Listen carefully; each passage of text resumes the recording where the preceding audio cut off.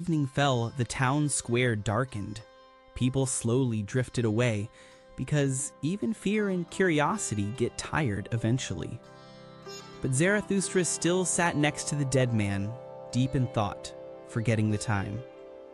Night fell and a cold wind began to blow over the solitary figure. Then Zarathustra stood up and said to himself, "Well, Zarathustra, you really caught something today. Not a living man, but a corpse. Human life is dark and without meaning. Even a clown can change its course. I want to teach people the meaning of their existence, the overman, the lightning bolt that breaks from the storm cloud that is man. But I'm still far from them, and my message doesn't speak to them. To them, I'm just a joke or a dead man.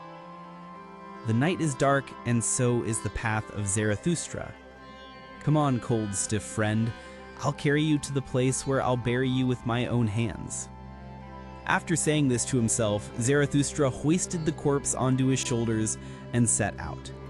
He had barely walked 100 steps when someone crept up and whispered in his ear. It was the clown from the tower. "Leave this town, Zarathustra. Too many here hate you.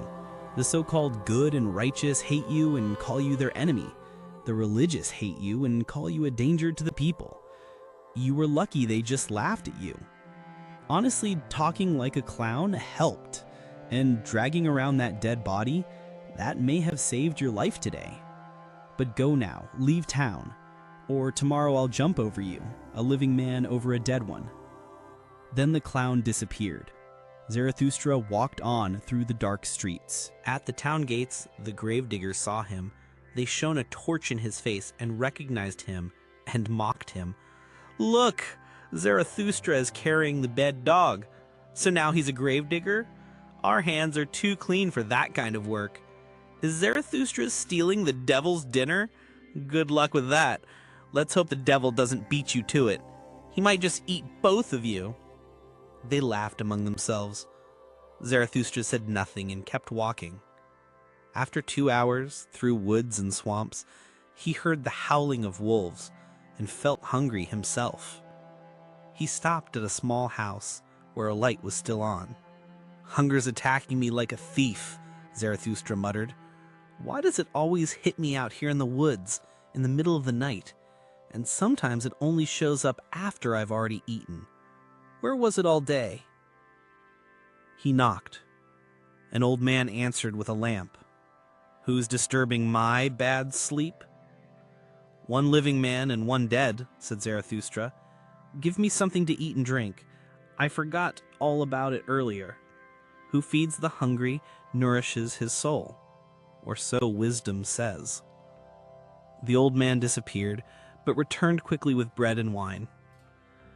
"This is a bad place for hungry people. That's why I live here. Both animals and humans come to me. I'm a hermit. But feed your friend too. He looks more tired than you." "My friend's dead," Zarathustra replied. "He's not likely to eat anything." "Not my problem," said the old man gruffly. "If you knock on my door, you take what I give. Eat and be on your way." So Zarathustra continued on for 2 more hours, guided by the stars. He was a skilled night traveler, and he liked to see the sleeping faces of the world. When morning came, he found himself deep in a forest, the path lost. He placed the dead man in a hollow tree to keep him safe from wolves, then lay down on the moss and slept. His body was tired, but his soul was at peace. Zarathustra slept long, not just through the rosy dawn, but through the morning as well. When he finally woke, he stared in wonder at the forest, at the silence, and at himself. Then he leapt up like a sailor suddenly spotting land. "A light has dawned on me," he cried to his heart. "I need living companions, not dead ones, not corpses I carry with me. I need companions who will follow me not because of me, but because they want to follow themselves to the same place I go. I must not speak to the masses, but to companions. Zarathustra is not meant to herd the herd. I came to lure people away from the herd. The masses must hate me. The shepherds must call me a thief. They call themselves the good and the just. They call themselves true believers. But who do they hate the most? The one who breaks their values, the lawbreaker, the creator. The creator doesn't seek corpses or followers or the herd. He seeks fellow creators, those who will carve new values onto new tablets. The creator needs harvesters too. Everything is ready to be reaped, but he doesn't have enough sickles, so he picks what he can, frustrated. He needs companions who can sharpen their sickles. People will call them destroyers, mockers of good and evil, but they are the ones who truly reap and rejoice. I seek fellow creators, fellow harvesters, fellow rejoicers. I have no business with herds, or their shepherds, or their dead. And you, my first companion, rest in peace. I buried you well, hid you from the wolves, but now I must leave you. A new truth came to me between one dawn and the next. I am not here to be a shepherd or a gravedigger. I will no longer speak to the people. That last speech was for the dead. From now on, I'll walk with creators, harvesters, and joyful ones. I'll show them the rainbow and the steps to the overman.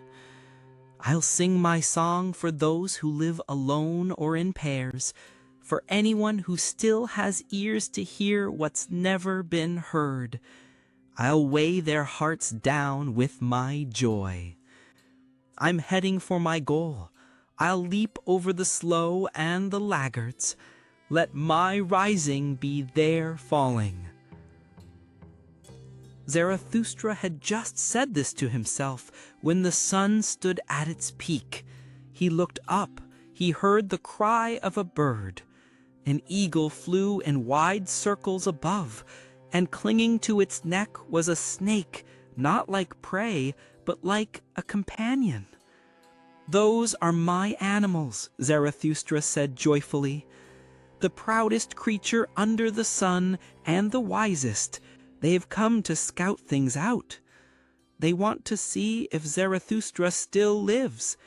Am I still alive? Among people, I found more danger than among animals. Zarathustra walks risky paths. Let my animals lead me now. Then he remembered the words of the old hermit in the forest. He sighed and said, "If only I were wiser. If only I were wise from the heart like my serpent. But I ask too much, so I ask my pride to stay close to my wisdom. And if wisdom ever abandons me, alas, it loves to run off, then let pride stay with my foolishness." And so began Zarathustra's descent.